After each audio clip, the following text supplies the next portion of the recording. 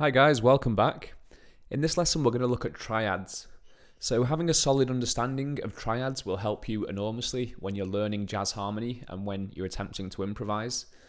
This lesson explains how to construct the 4 types of triads and then covers some useful exercises to learn and memorize these important chords. So we're going to look at inverting and arpeggiating triads, which is useful for jazz piano improvisation. So before learning triads, you should make sure you can construct the 12 major scales and the 12 natural minor scales. So if you're not sure about that stuff, I'd recommend checking out the lessons on those 2 topics. So first of all, what is a triad? Well, a triad is a 3-note chord that's stacked in third intervals. The interval of a third is one of the basic building blocks for chords. So triads are the simplest of all chords, and they'll most likely be the first chords that you'll learn on the piano. There's 4 different types of triads: major triads, minor triads, diminished triads, and augmented triads. So now let's take a more detailed look at each type. First of all, let's start with major triads. So here are the major triads for C, G, and D major. So in the first bar we have a C major triad. This comes from the C major scale, so there's the C major scale.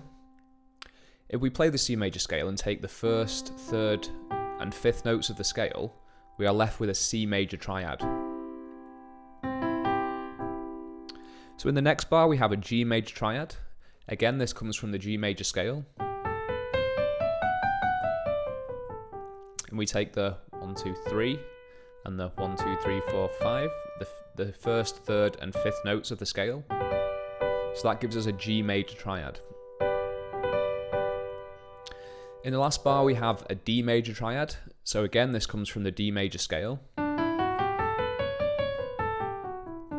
So we take the first, the third, and the fifth notes of the scale, and that gives us a D major triad. So the interval relationship of all major chords is, looking at the one in C again, we have the root, the major third, and then a minor third stacked on top of the major third. You could also look at it as root, major third, and then a perfect fifth up from the root. So now let's take a look at minor triads. Here we have the minor triads for C, G, and D. The first bar we have C minor, so this comes from the C minor scale. And again, we take the first, third, and fifth notes, but this time it's from the C minor scale. So the only difference is the third has been flatted. Next we have a G minor triad, so this comes from the G minor scale. So we take the first, third, and fifth notes, and that gives us a G minor triad. Again, the only difference is the flat third from the major triad. Finally, we have a D minor triad, so this comes from the D minor scale. So the notes are 1, 3, and 5. And once again, the only difference from the D major triad is that the third's been flatted by half a step. So remember that another quick way to find a minor triad from a major triad is to drop the third by half a step. So looking at the C minor triad, the interval relationship of all minor triads is root, minor third, and then a major third. So you should note that this is the opposite of the interval relationship of major triads, where it was root, major third, minor third. With minor triads, it's root, minor third, major third. You could also look at it as root, minor third, and then a perfect fifth from the root. So something else to be aware of is that major and minor triads both share the same fifth. So here's an exercise for learning the 12 major and minor triads. I'd start in the key of C and play the C major triad with both hands. Now drop the third down half a step and play the C minor triad. Now you want to move up a half step. So now we have a D flat major triad. and then drop the third down a half step, and that's a C sharp minor triad. Now we want to move the roots up another half step and play a D major triad, and then drop the third to play a D minor triad. And you want to continue up this exercise all the way up the chromatic scale. So we play E flat major, E flat minor, E major, E minor, F major, F minor, G flat major, F sharp minor, G major, G minor, A flat major, A flat minor, A major, A minor, B flat major, B flat minor, B major, B minor, and then we're back to C. So notice how I said the chord name aloud each time I change the chord. This is very important as it creates an association between the shape, look, and feel of the chord, and also its name. So I'd recommend every time you change chord, say aloud what the chord is that you're playing. So now let's take a look at the other two types of triads. So these two types are rarer than the major and minor triads. The first one is diminished. So here are the diminished triads for C, G, and D. So diminished chords use the circular symbol that you can see next to the chord. They're also sometimes notated with the abbreviation DIM or DIM. So these symbols are used interchangeably. So diminished chords are constructed by playing the root, the flat third, and the flat fifth of the major scale. You could also look at it as the first and third of the minor scale, and then the flat fifth. So this is in the key of C. We can play the major triad, and then flat the third and the fifth. We can do the same in G. So here's the major triad, and we can flat the third and the fifth. That's a G diminished triad. And in the key of D, there's the root, the flat third, and the flat fifth. So it is quite a strange sounding triad. It's used to construct both diminished seventh chords and also minor 7 flat 5 chords. These things are really useful in sort of more advanced jazz harmony. So when you start doing sort of 2-5-1 progressions in minor keys, you need to understand these diminished triads.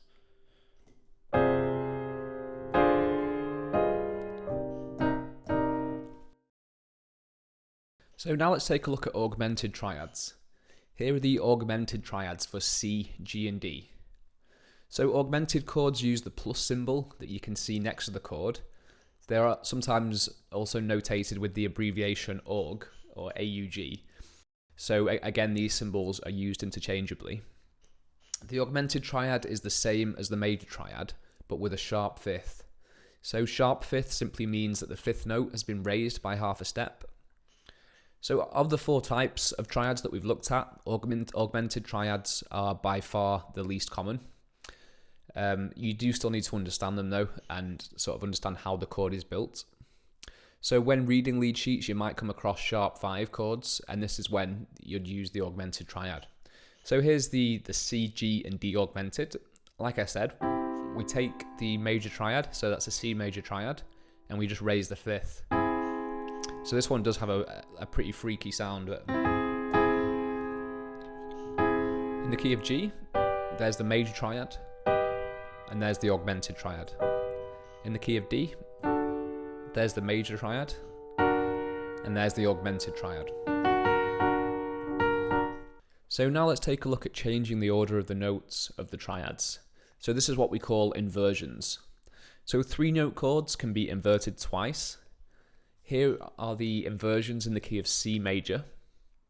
When the root is on the bottom, we call this root position, and that's because the root is the first note we play. Next we have the first inversion, and to get from root position to the first inversion, we take the bottom note of the chord and we put it on top. So notice that this chord sounds different even though we're playing the same notes. Next we have the second inversion. To get from the first inversion to the second inversion, again we take the bottom note and we move it to the top. And again, notice how this sounds different. So we could also find the second inversion from root position by taking the top note and putting it on the bottom.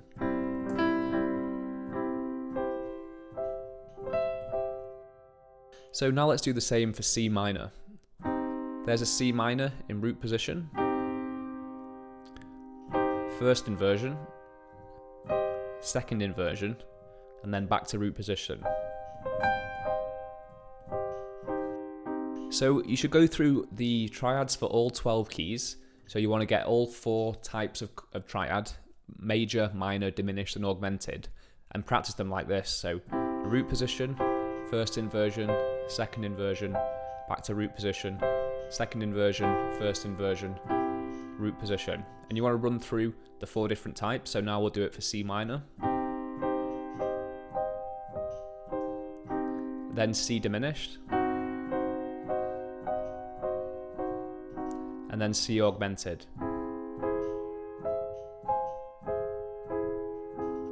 So once you've done it for C, you can go up to D flat or to F, or any way you want to practice them. Just make sure you do get through all 12 keys. If we move up a full step to D, so we could practice it in D. Here's the D major, D minor, D diminished,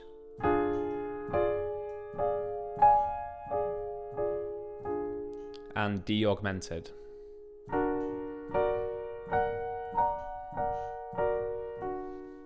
So remember to take that exercise through all 12 keys. So next we need to look at arpeggiating triads. Once you're comfortable with the inversions, now it's time to start arpeggiating the triads shape up and down the keyboard. So mastering this exercise will help you enormously when you come to improvise. Let's start in the key of C major and arpeggiate the triads up through the different inversions. So if you look at the notation, you can see it's written in 3/4, so it would be 1 2 3 1 2 3 1 2 3 1 2 3, etc. So let's run through this.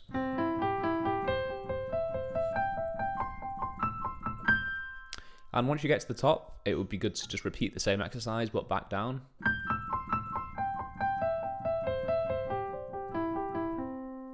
And you can do that all in one, without stopping. So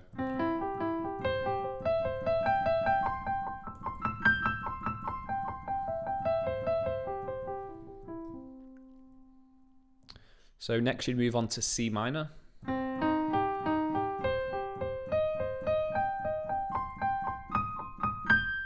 And then back down.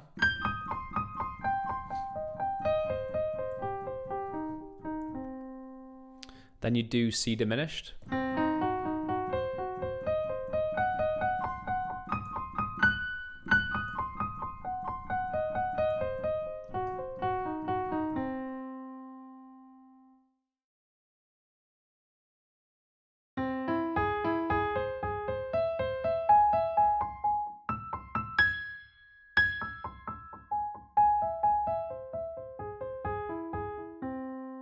So that would be the practice exercise for C. Then you'd want to move on to the next key.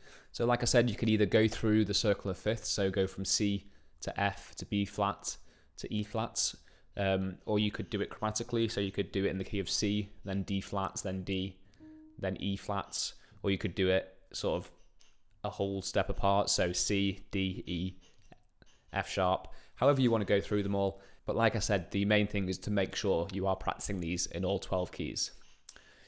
So something to be aware of is that practicing these exercises is a gradual process. Like, don't expect to be able to play them all in 12 keys from one practice session, particularly if you're just starting out. The trick is to start your practice with 2 or 3 different keys, and then the next time pick 3 different keys and keep going through them until you've mastered them in all 12. Also, make sure you pick the right tempo to do these exercises. If you play too fast, you will lose accuracy and it becomes a pointless exercise. So remember to start slow and gradually build up the speed. If you have any questions with this stuff, feel free to drop it in the comment box below.